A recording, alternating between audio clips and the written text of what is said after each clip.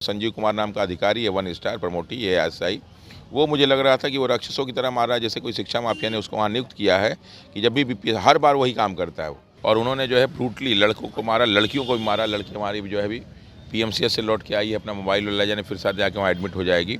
उसको blood clotting हो गई है और जूते से बूट से उसको जो है पैर पे और भी पुलिस जो है मेल पुलिस अधिकारी ने मारा है। कल जो है सोनू नाम के एक जो है परीक्षार्थी ने आत्महत्या कर ली और उसका पेपर हमने पढ़ा कि कारण क्या था, तो बहुत दिन से डिप्रेशन में था। उसने लिखा है, उसके दोस्त ने बताया है कि वो जो पढ़ के गया था एग्ज़ाम में नहीं आया, इसकी वजह से डिप्रेशन में था। और फिर वो जब हम लोग का सत्याग्रह देखा तो जो है 2-3 बार यहाँ आया, सोचा ये लोग प्रयास कर रहे हैं तो परीक्षा कैंसिल हो जाएगा, अगली बार अच्छी परीक्षा होगी तो हम अच्छे ढंग से देंगे। लेकिन जब देखा कि यहाँ 7-8 दिन हो गए कोई इसको सुन नहीं रहा, तो उसको लग गया कि अब सरकार चेंज नहीं करेगी। उसी बीच क्या किया कि बीपीएससी ने एक नोटिस जारी कर दी कि हम जो है बापू परीक्षा परिषद का एग्ज़ाम जो है 4 तारीख को कराएंगे, जिसके कारण उसका डिप्रेशन और बढ़ा और अंततः उसने हत्या कर ली। और जब हम लोग यहाँ एफआईआर करने के गर्दनी बाग, तो हम लोग की कोई सुनवाई नहीं हुई। साथ ही साथ जब हम लोग 116 नंबर पर 112 नंबर पर हमने डायल किया तो 2-2 बार कोई रिस्पांस नहीं हमें मिला। तो इससे लगता है कि सरकार के जो पुलिस वाले हैं गुंडों की तरह काम कर रहे हैं और शिक्षा माफियाओं के हाथ ये बिक चुके हैं। इसलिए इनकी हिम्मत नहीं कर रही और सब हम लोग के खिलाफ ऐसे कार्रवाई कर रहे हैं जैसे हम लोग देश के दुश्मन हों। तो आयोग लग रहा है कि वापस लेगी अपने फैसला को? वापस तो हम लोग ले आके रहेंगे, मानेंगे नहीं। सम्राट चौधरी ने क्या किया कि बोला था कि मंगलवार को जनता दरबार में आप लोग आइएगा और अपनी बात रखिएगा तो हम पहुंचाएंगे। और जब अब बच्चे पहुंचे, जानकारी मिली तो वो जो है निकल गए दिल्ली। तो अब ऐसे नेताओं पे कोई भरोसा थोड़े नहीं है। और ये कोई चुने हुए प्रतिनिधि तो है नहीं, इनको इससे कोई मतलब तो है नहीं। ये तो सत्ता के लालच में सारा का सारा काम करते हैं, तो इनको भी पैसा वैसा मिला होगा। सम्राट चौधरी से ना पैसा ले लिया है? बिल्कुल, ये हम नहीं कहेंगे पैसा लिए हैं, लेकिन जो कहीं ना कहीं उन पर दबाव तो होगा ना। अरे आप सत्ता में हैं, जेडीयू के साथ हैं, तो आप क्या उनके पाप में भी भागीदार बनेंगे? आप तो आके हम लोग से मिल सकते हैं, लेकिन ये लोग को न मिलना बताता है कि ये लोग भी बिल्कुल उसी तरह हो गए हैं और इन पे विश्वास हम लोग का खत्म हो गया। 70वीं बीपीएससी की पुनः परीक्षा और रद्द हो, इसको लेकर के देखिए गर्दनी बाग धरना स्थल में लगातार जो है सत्याग्रह। 70वीं बीपीएससी के अभ्यर्थी हो या कोचिंग संचालक हो, वो डटे हुए हैं कि पुनः परीक्षा होनी चाहिए। बापू परीक्षा केंद्र पर जो बवाल हुआ उसके बाद जो है तमाम अभ्यर्थियों की एक ही मांग है कि परीक्षा रद्द हो और पुनः परीक्षा होनी चाहिए। लेकिन कल जिस तरीक़ा से लाठीचार्ज हुआ है उसको लेकर के अब देखिए प्रशासन भी जो है पूरी तरीक़ा से वो कह रहे हैं कि ये उकसाया गया अभ्यर्थी को, और बीपीएससी कार्यालय जो है कोचिंग संचालक वाले लाए। कुछ जो है कोचिंग संचालक पे एफआईआर दर्ज भी की गई है। और इसी तरह हमारे साथ बातचीत करने के लिए रामांशु सर हैं, इन पे भी एफआईआर हुई है। क्या कहेंगे सर, कल जिस कैसा आप लोग गए बीपीएससी कार्यालय, लाठीचार्ज हुआ, उसके बाद तो प्रशासन ने आप लोग पे प्राथमिकी दर्ज कर दी है? कोई दिक्कत नहीं, प्राथमिकी दर्ज कर सकते हैं, उनका अधिकार है, उसको तो हम लोग रोक भी नहीं सकते हैं। लेकिन उन्होंने जो आरोप लगाया है, क्या वो आरोप निराधार नहीं है? ये तो डिसीजन खैर कोर्ट करेगी। अगर हम लोग को कोई इस तरह का हम लोग का नकारात्मक मानसिकता होता तो हम लोग 25 तारीख को क्यों करते, जबकि हमको मालूम है कि 25 तारीख को बीपीएससी बंद रहता है और 25 तारीख को सब जगह छुट्टी होती है। ये हम लोग का एक प्राथमिक जो है सिर्फ और सिर्फ इसलिए कि हम लोग दिखाना चाह रहे थे कि भाई हम लोग प्रोटेस्ट कर रहे हैं, हम लोग की बात नहीं कोई सुन रहा, तो वहाँ जाके लोग हाथ बंद करके मुँह बंद करके बैठे हुए थे। तो हमारा कोई उद्देश्य किसी को नुकसान पहुँचाना, इस तरह की सारी चीज़ कोई नहीं थी। सिर्फ हम लोग का उद्देश्य यही था ताकि लोग को जानकारी मिले। अब यहाँ पे बहुत सारे बच्चे आए थे, तो बहुत सारे बच्चे, उनसे बोला गया कि जो चल सकते हैं चले, जो यहाँ बैठ सकते हैं बैठें। तो अगर आप कल का देखें तो बहुत सारे वहाँ गए भी, मैंने बहुत सारे बच्चों को यहाँ रोका और जो है बहुत सारे बच्चों को वहाँ गए भी। सब किसी को भड़काया नहीं गया कि लाठी ले चलिए, डंडा ले चलिए, बस आप हमारे साथ चलिए और हम उनको अपनी बात सुनाएं। और जो आप वीडियो देख रहे हैं उसमें कहीं भी नहीं लग रहा होगा कि हम लोग कोई भी गलत काम करना चाह रहे थे।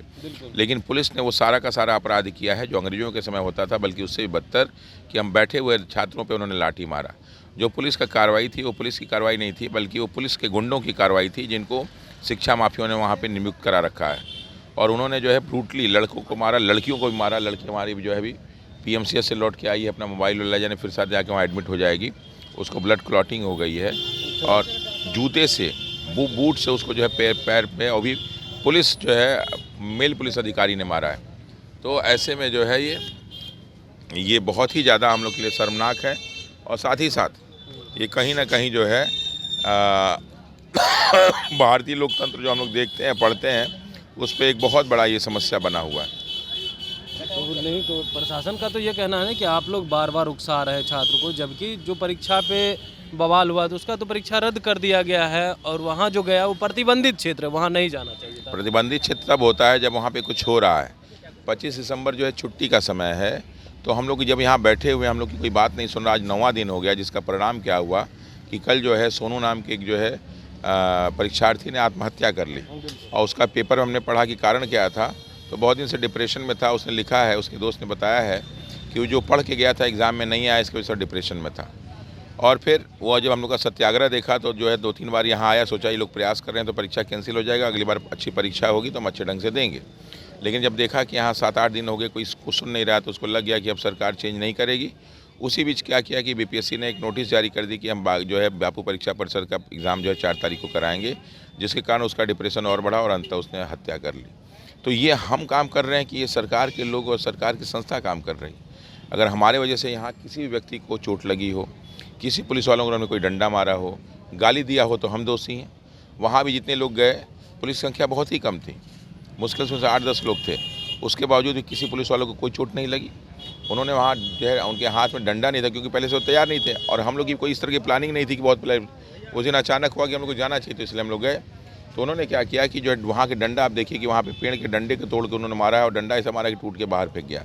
और वो उनको जो है पैर पे नहीं मार रहे थे, उनको ऊपर से ऐसे सर पे करके मार रहे थे। वो संजीव कुमार नाम का अधिकारी है, 1 स्टार प्रमोटी है एसआई। वो मुझे लग रहा था कि वो राक्षसों की तरह मार रहा है, जैसे कोई शिक्षा माफिया ने उसको वहाँ नियुक्त किया है कि जब भी हर बार वही काम करता है वो। तो जब बीपीएससी का अधिकारी हैं वो आके ये काम करता है। तो ऐसे राजीव मिश्रा जी एसएसपी साहब से निवेदन है, डीजीपी आलोक राज साहब से भी निवेदन है कि ऐसे पुलिस अधिकारियों को तत्काल वहाँ से हटा के उनको सस्पेंड किया जाए, ताकि हम लोग का जो है सरकार में और पुलिस प्रशासन में जो है आस्था बनी रहे। क्या लग रहा है, एक अभ्यर्थी की मौत हुई है, उसके बाद आप लोग ठीक आए हैं, अभ्यर्थी हो या आप शिक्षक हो, आयोग बात मानेगी? सिर्फ उतना ही नहीं हुआ है, कल हम लोग के 6-7 जो है परीक्षार्थियों को जो डिटेन किया गया, उनको अलग अलग थाने में रखा गया, उनको बहुत बेरहमी से पीटा गया। और हमारे साथ ही थे रोहित कुमार, उनको जो है गुंडों की तरह जो है ब्लैक स्कॉर्पियो, जिसका नंबर था BR01FY 9239, किसी मनोज कुमार के नाम जो है वो अलॉट है, उनको जो है ज़बरदस्ती गाड़ी से उतार के बैठाया गया और फिर उनको थाने में ले गए। और जब हम लोग यहाँ FIR करने के गर्दनी बाग, तो हम लोग की कोई सुनवाई नहीं हुई।